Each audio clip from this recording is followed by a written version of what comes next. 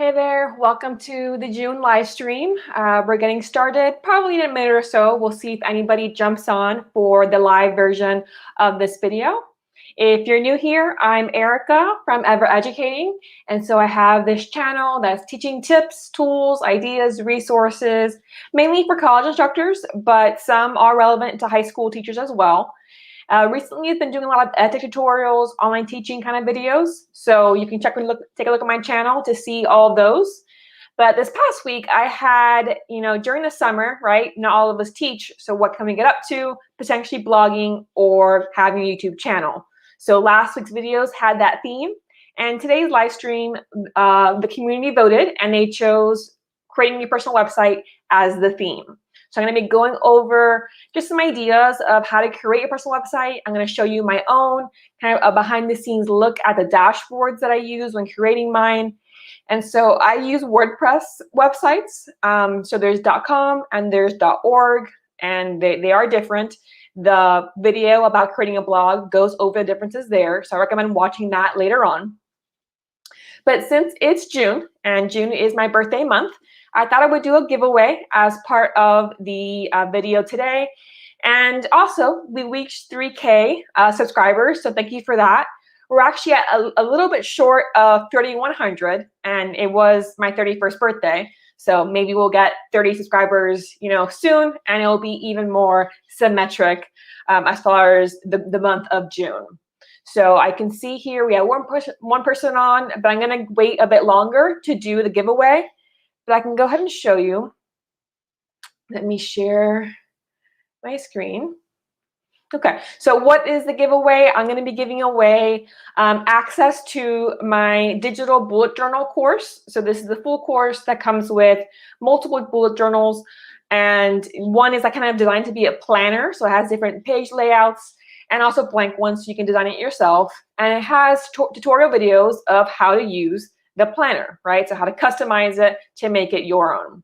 So that's going to be part of the giveaway. Depending on how many people show up, we might just do it that it happens after the live stream ends, but we'll see how the video goes. So it's on here on Teachable. You'll get access to this. You get a code, and then you just put it in, and you'll get the course completely for free. And then this Friday, my video will be talking about something new that I've created. And so it's called Assignments Jumpstart 2021. And basically, it's going to be a collection of assignment sheets for all the activity ideas that I share in the month of July. So I'll go over more detail about what's happening in July again in this Friday's video. But that course will also be part of this giveaway. So you'll get a code for that too, though that won't be going live for another week or so. Okay, so that's the giveaway for this video.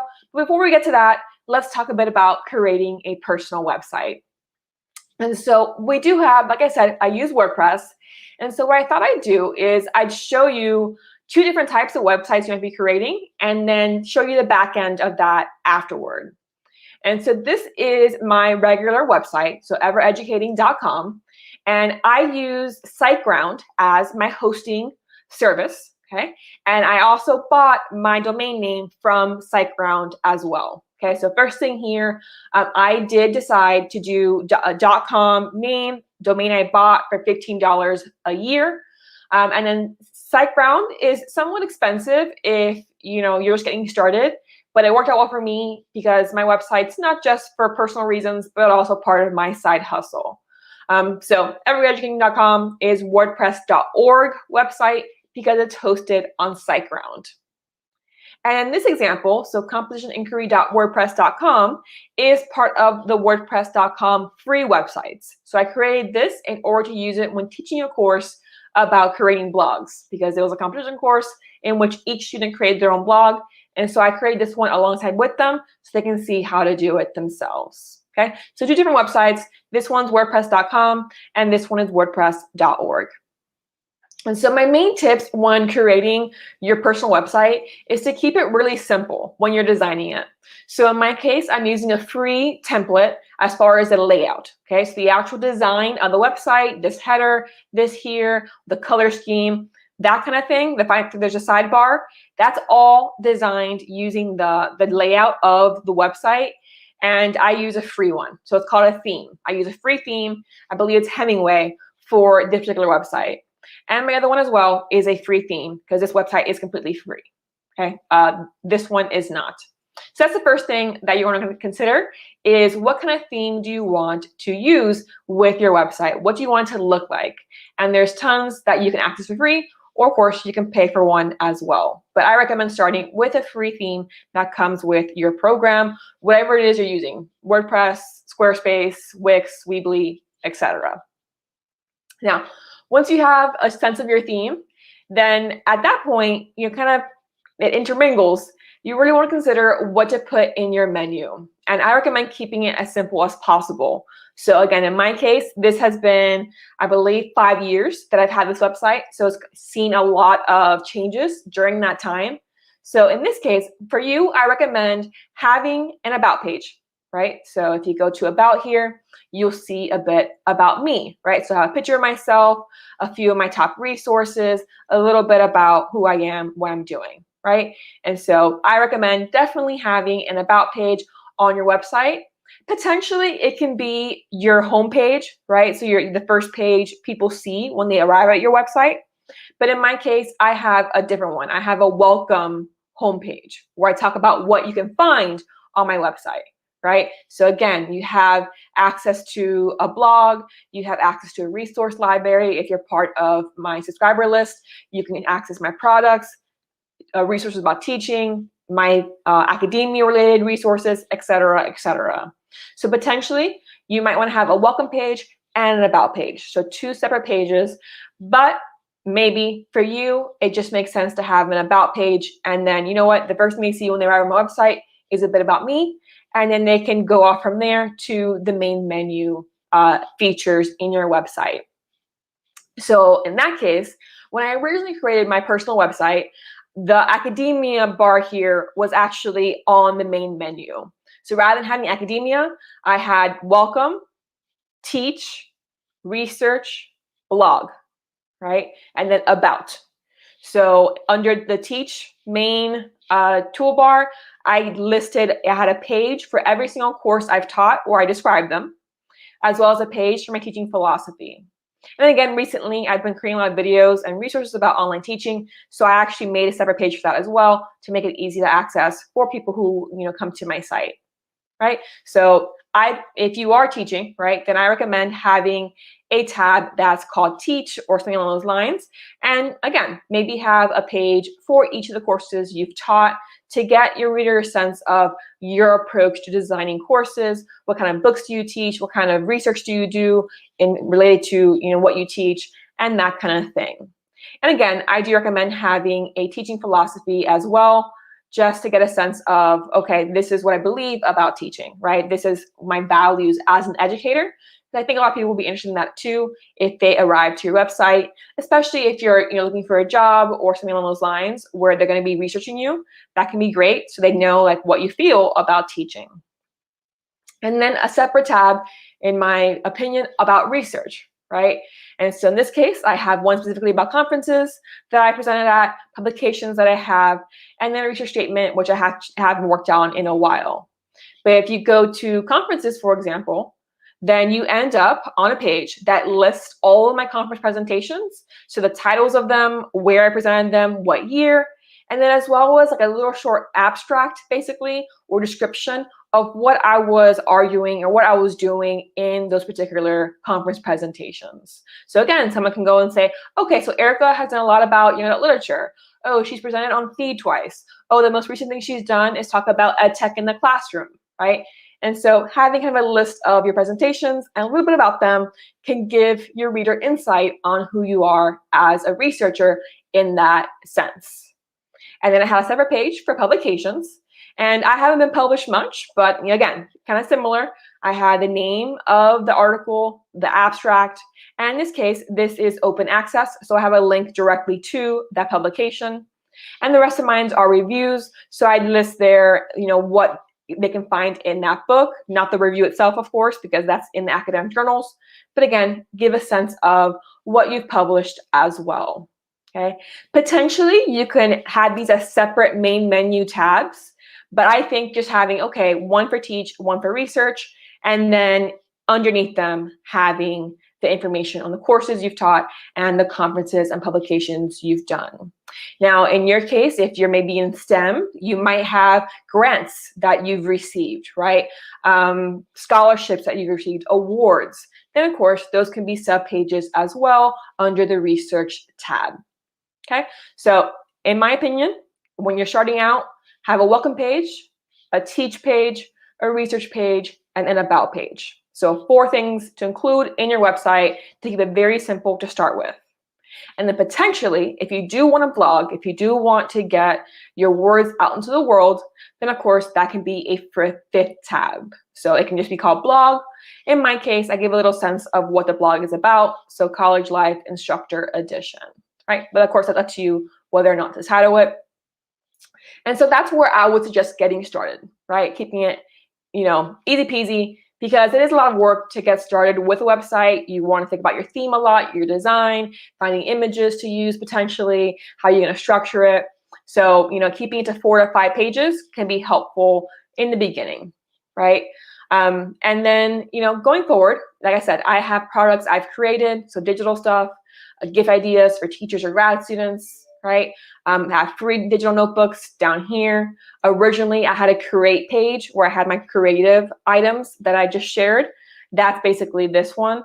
But that's kind of very specific to myself. You might have specific pages that you want on your menu related to who you are as a person, as a researcher, as a hobbyist, whatever the case may be.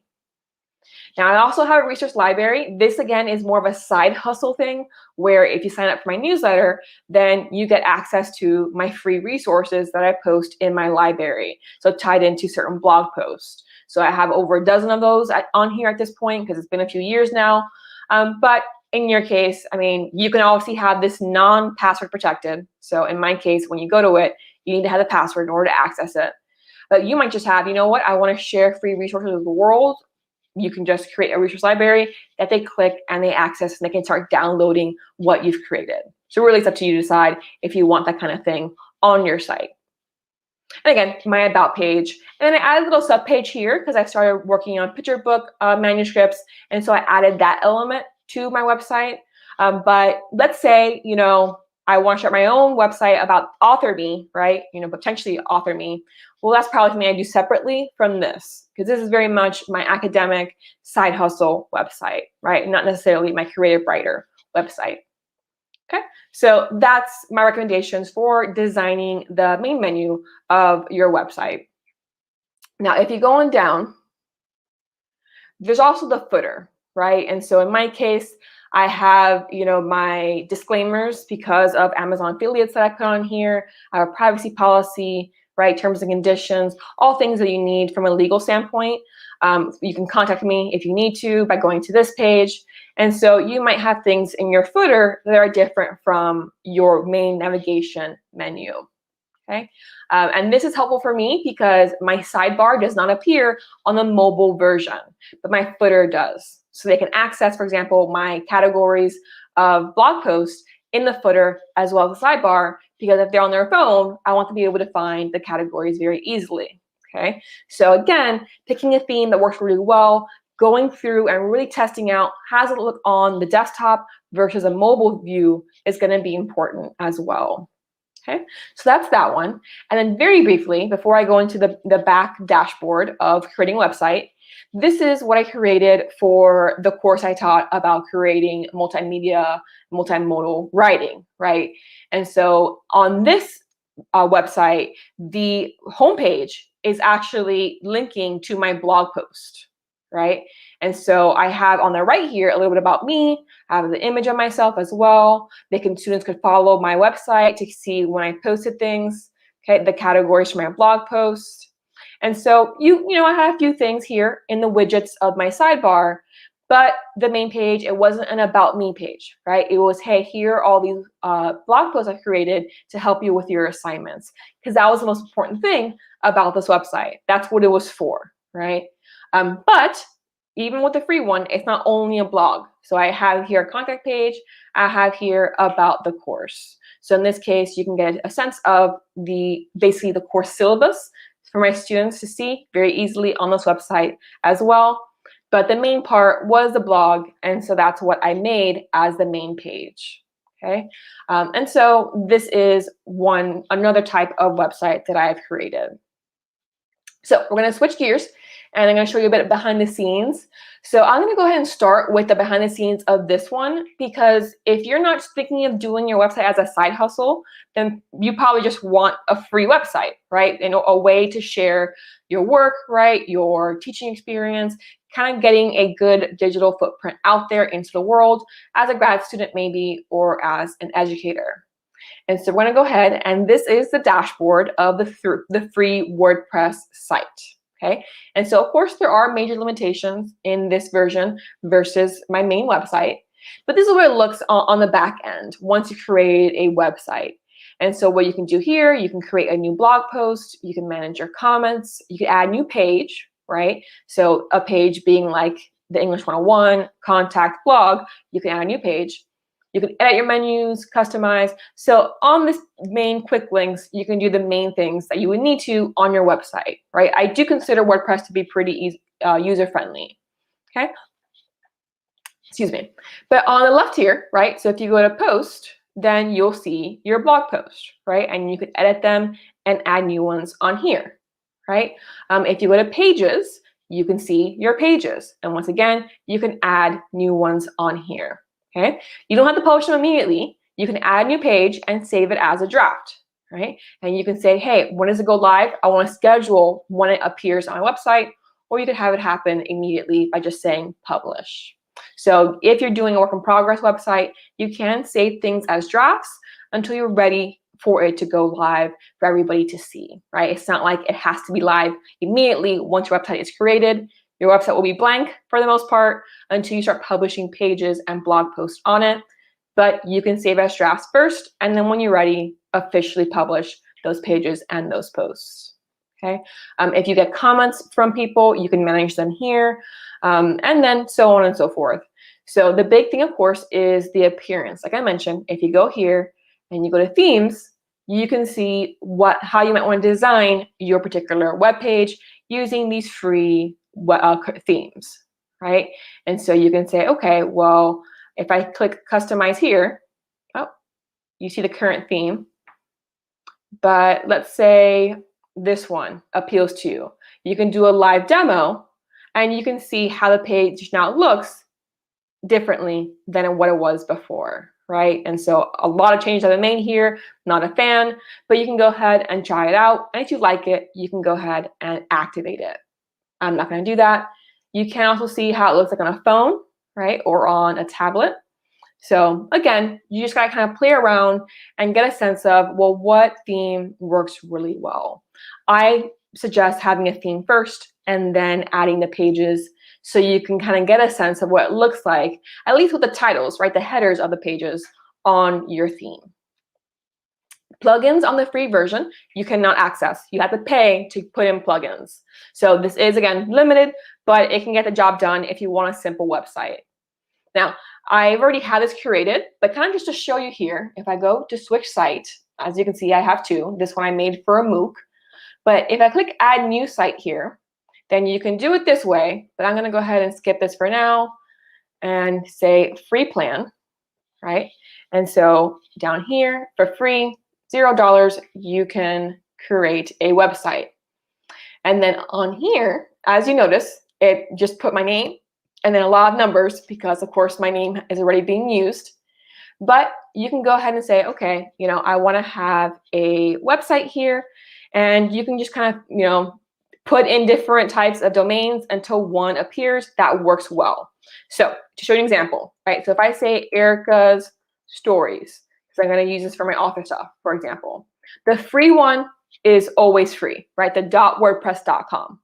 But as you notice, someone's already using Erica Stories, right? Because you have to pay eventually for these. So you can kind of work it around until you find one that is not being used. So if I say Erica Picture Books, okay, so in that case, this one is available. So if I wanted to, I can click on here and say, okay, I want to create a free WordPress website called ericapicturebooks.wordpress.com. Okay, and so that can work out really well. Just notice, right, you want completely free, right? Not these that are free for the first year, but then you pay for them. Okay, because you can always upgrade if you want to, but for now, I recommend keeping it, totally no cost. Okay, and then you kind of go through, and again, you pick a theme, right, and then you start creating it. So very step-by-step when you're using WordPress.com for making this kind of website. So let me go back here. And just to kind of show you quickly, so this is the one I made for a MOOC, right? So if I visit the site here, right, a completely different theme than my other one. But still, I have my categories on the side, some tags, and that kind of information. Okay, so you can choose whatever theme works best for you. Now, switching over, this is my dashboard for my paid WordPress website. Okay, so the WordPress.org one that I host on SiteGround. So in this case, very similar on the side here, but there's more, right? There's more information here because in this case, you can add plugins. And so all my plugins are free, but there's obviously paid ones as well. But there's certain things here, right? So anti-spam, I activated so I don't get a lot of spam on my website. I activated a security one, okay? I have a calendar on my sidebar that I added. Smush makes images smaller so it doesn't slow down my website, and so on, right? So you can do some experimentation on which ones you really need. In my opinion, the anti-spam one is definitely necessary. And going down here, the cookie consent one is a requirement legally. So I have that one there. You definitely want to have security on your website, whichever one you choose is up to you. The really simple SSL works really well. So again, you had that little lock next to it so people know it's a legit site. Again, Smush is really good because it decreases picture sizes. So you can choose whichever one works best for you. And then the Yoast SEO, just to improve getting traffic to your website by filling out that information that appears on the bottom of a blog post or page when you have this particular add-in. Okay, so you can go ahead and do your research, but this is the dashboard for a paid WordPress website. And so once again, if you go to post, you'll see all of my blog posts, right? And you can filter them out, changing the order, making them easy to find, right? Or you can add a new one. Same with pages. You can see all the ones I have in alphabetical order. And then kind of go, and if you need to edit them, you can edit them. If you need to view them to make sure they look fine, and so on. Comments are the same. You can go ahead and look through them. And then these other ones, again, appearance, you can choose a theme that works well for you. Or, for example, let's say you go to menus. So this is where you would go in order to create your main menu, right? So this is what mine looks like. I have the main page, what you see on the first bar, and then the subpages, right? And then as you want to, you can go ahead and move them around as needed, and then click Save when you're done moving them around, okay? So this is where you go to add pages that you created into your menu, but you don't have to, if you don't want to. But this is the way you do that, right? If you want to add posts, right, and so on, you can see how you want your menu to appear, right? Do you want to add a category from your blog to your main menu? That is an option if you want to. So, there's a lot of ways that you can design your website, and it's up to you to figure out which structure works best for you. Okay, so that's basically in a nutshell. Yeah, go ahead. How WordPress, works, the .com one and the .org one. In your case, you might decide Squarespace works best for you, or Wix, right, or Weebly. I've never used Squarespace, so I can't speak to that. I've used Wix. I found it gives you a lot of ability to customize your pages, but it was almost too much. Like it was hard to keep things symmetric because you had so much control. And Weebly was a bit boxy, in my opinion. So to me, WordPress worked out best.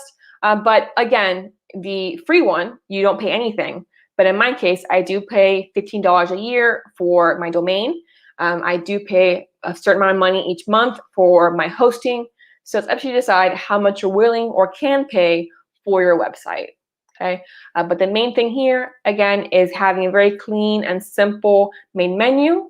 I do recommend for your widgets, that's what they're called, these are the ones down here, having a search bar is always helpful for your website, so people can search for certain information that you might have put on your website. And having the categories of your blog post, very helpful as you get more and more if you decide to use blog posts. But other than that, you can create images and make them clickable, so it takes you to wherever it is that you want them to go. You can add videos, right?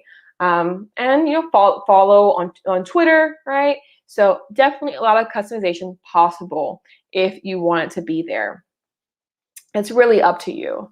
If you have any questions about creating using WordPress, do let me know in the comments because I can go ahead and answer those.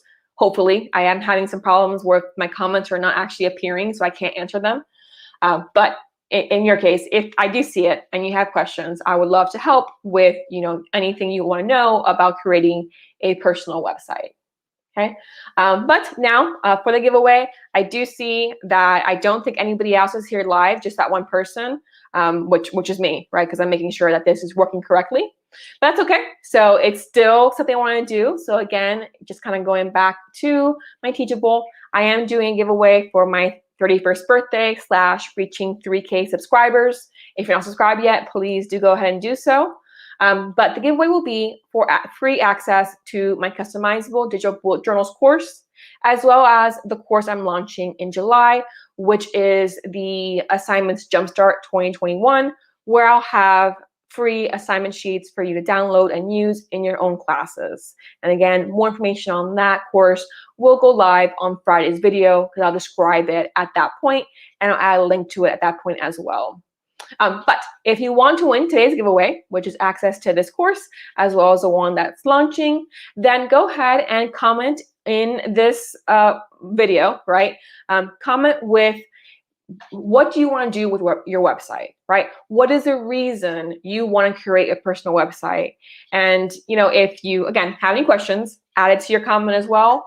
But you don't have to be subscribed or anything. You don't have to like the video, though of course you can. But just basically tell me, okay, this is what I want to do with my website. And then I'd say by, today is the 28th. So on the 31st, right, I'll go ahead and choose someone to win at noon Eastern time on the 31st. So I'll just, depending on the comments, I'll do the random number generator, and that number will win the giveaway, okay? I'm hoping I'll be able to reply to your comment if I can see it, and in which case you can send me your information. But it might just be easiest if you add to your comment, for example, your Instagram handle or your Twitter handle, because then I can just DM you and asking, giving you the code so you can go ahead and access this course and my assignments course for free. Okay, so again, if you want to enter in the giveaway, tell me, what do you plan on doing with your website? Why do you want to create one? What's going to be its purpose? And to make life easier, go ahead and add either your Instagram or Twitter handle to that comment as well. Okay? If the comments don't work, I'll figure out something new and some other way to access you, but hopefully that's not the case here. Okay, so in the description below, you'll see that other video about things to consider before creating a blog, and they'll tell you more about SiteGround and hosting versus not hosting. So we're going to be watching that after this one. But for now, I'm going to go ahead and log off. So I'll see you next month with the next live stream.